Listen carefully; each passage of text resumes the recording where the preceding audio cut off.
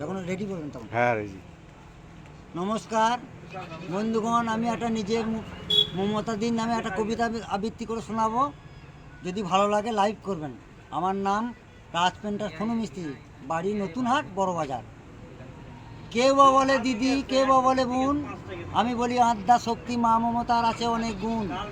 গুণ যদি না থাকতো তবে করে না কাউকে ভয়, বহু লাঞ্ছনা গঞ্জনা খেয়ে বাংলা করেছে জয়।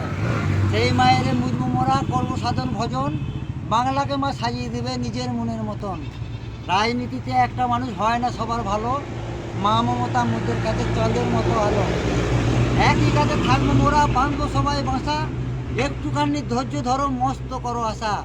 ম দিয়ে মা মাটি মানুষ, ময়েতেই মমতা, ময়েতে মুসলিমের পীর, হিন্দুর দেবদেবতা।